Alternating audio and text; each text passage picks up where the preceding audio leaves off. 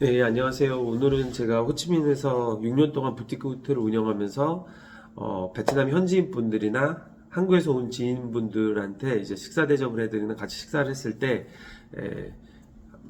보통 피드백이 좋았던 실패하지 않았던 식당들 위주로 소개를 드리고자 합니다. 음, 다만 이번 소개드릴 영상은 베트남의 로컬이라든지 어떤 숨겨진 맛집 같은 걸 소개드린 건 아니고요. 또 가성비를 전혀 고려하지 않은 식당 소개니까 그 점 참고해서 들어주셨으면 좋겠습니다. 그리고 제가 식당 리스트를 제 개인적인 판단에 의해서 골라보니까 한 10개 정도가 소개드릴 게 나오더라고요. 근데 그 중에 3개가 마침 베트남의 핫한 그 타오디엔이라는 지역에 밀집이 되어 있더라고요. 그래서 여러 지점을 가진 그런 음식점들의 경우에는 일부러 그 타오디엔 지점 중심으로 아래 링크를 걸어둘 테니까요.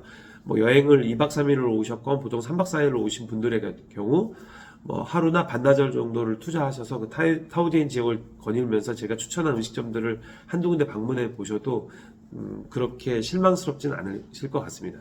첫 번째는 이제 스테이크 집인데요. 엘가우초라는 스테이크 집입니다. 이 엘가우초라는 스테이크 집은 아르헨티나 식당인데요. 뭐 방콕에도 있고 뭐 푸켓에도 있고 뭐 호치민 같은 경우는 뭐 한 4-5개가 있는 걸로 알고 있고 하노이에도 물론 있고 또 유럽 쪽에도 있고 그래서 글로벌한 스테이크 체인점입니다.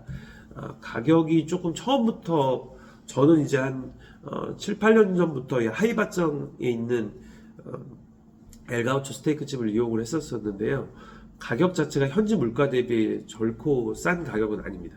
그럼에도 제가 추천을 드릴 수 있는 거는 이 똑같은 퀄리티의 스테이크가 만약에 한국에 지점을 열었다고 했을 때는 절대 호치민 가격에는 제공이 될 수 없는 것이기 때문에 객단가가 만약에 한 300g 기준으로 나눠서 드신다고 했을 때 사이드 메뉴까지 포함해서 1인당 한 10만원 정도가 됩니다.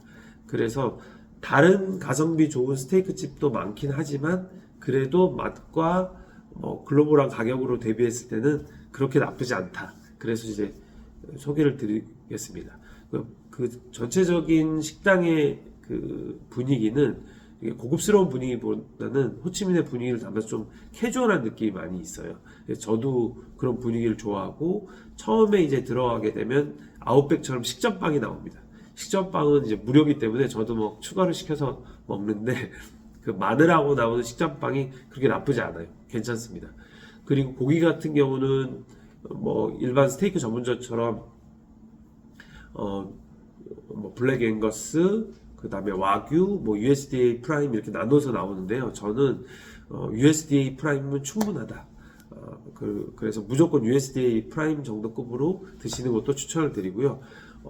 스테이크 종류는 그 리바이 스테이크 추천드립니다. 그래서 보통 한국 분들은 등심 좋아하시니까 실패한 경우는 거의 없는 것 같아요. 근데 그 중에 딱히 뭐 고기 풍미를 정확히 느끼시거나 하는 분들 중에 안심을 좋아하셔서 필레를 시키시는 분도 계시는데 그래도 뭐 그것도 맛있습니다만 저는 하여튼 개인적으로는 리바이 스테이크를 추천을 드리고 뭐제 개인적으로는 사이드 메뉴로는 이게 으깬 감자하고 시금치 들어간 메뉴 있어요. 메시 포테이토 스피너치인가 뭐 하여튼 그걸 시키고 그 다음에 이쪽 그 식당이 좀 특징 중에 하나가 끝나고 나면은 그 캐러멜 보드카를 공짜로 주거든요. 공짜입니다. 그래서 뭐 물어보면 무조건 드세요. 근데 저는 술을 안 먹기 때문에 같이 가신 보통 지인분들이 제 것까지 드셔주시는데 반응이 좋더라고요.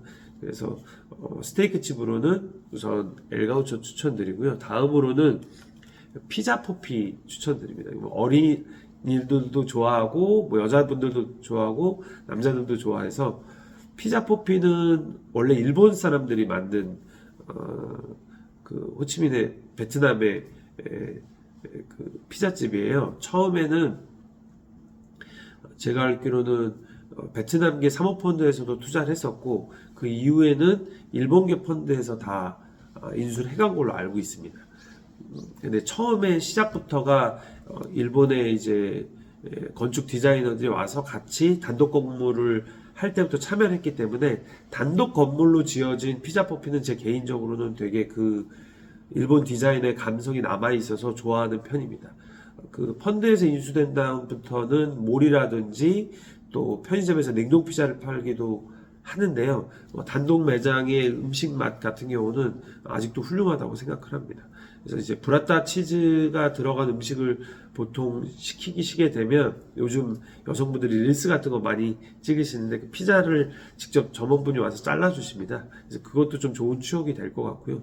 저는 개인적으로 그 타오디엔 지역에 있는 피자 포피도 좋지만 만약에 여러분이 벤탄 시장에 쇼핑을 가신다고 그러면 벤탄 시장 근처에 있는 벤탄 시장 옆 피자 포피 지점을 이용하신 것도 추천을 드립니다. 거기는 이제 일본 스시집으로 하면 다찌 형태로 돼서 이렇게 바 형태로 화덕 피자가 직접 나오는 걸 보면서 먹을 수 있는 구조가 설계되어 있는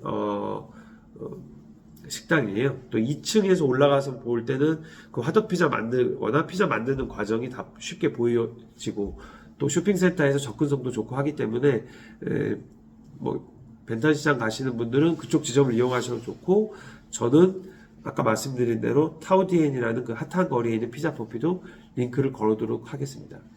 그 다음에 세 번째로 말씀드릴 곳은 이제 그 미쉐린에도 좀 등록이 되어 있는 퀸즈라는 프랑스풍 음식점인데요.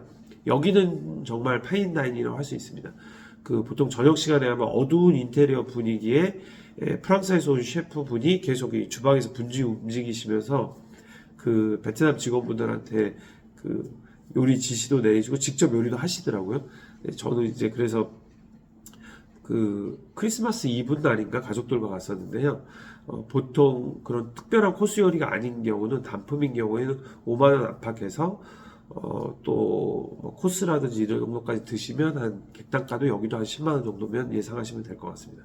근데 의외로 외국인들이 많고 베트남 사람이 많을 줄 알았는데 이상하게 이런 좀 핫한 음식점에는 오히려 한국 사람이 많을 수도 있다는 점은 염두에 두셔도 좋을 것 같습니다. 그리고 네 번째로 아까 말씀드렸던 제가 소개드린 음식점들이 타오디엔이라는 지역 근처에 몰려있다 보니까 디저트집도 그쪽에서 말씀드리면 타오디엔에 그 콩카페가 있어요. 한국에 있는 콩카페 보다 좀 큰 규모로 있고 베트남 내에서도 이 타오디엔 지역에서는 프랜차이즈점들이 약간 시그니처식으로 매장을 열기 때문에 이쪽 콩카페도 약간 패키징도 틀리고 약간 좀 분위기가 틀린 것 같아요. 그래서 혹시 방문해줘도 좋으실 것 같고 음식을 다 드시고 저녁에 뭐 술을 드시거나 맥주나 뭐 칵테일 한잔 하실 것 같으면 외국인들이 많이 찾는 브릭스라는 그 간단한 그 음식과 주류를 곁들일 수 있는 곳도 제가 링크로 걸어 놓도록 하겠습니다. 그리고 제가 너무 지금까지는 약간 그 베트남에 왔는데 그래도 쌀국수를 안 먹을 수는 없잖아요. 그래서 쌀국수 집은 워낙에 그 로컬마다 잘하는 애들이 있고 알려지지 않은 쌀국수 집도 많습니다. 그럼에도 불구하고 한국에서 오신 분들이나 베트남 로컬 분들도 좋아하고 외국 분들도 다 좋아하는 그 베트남의 파스텔라라는 거리가 있는데요. 거기에 있는 포와라는 쌀국수집을 소개해드리고 싶습니다.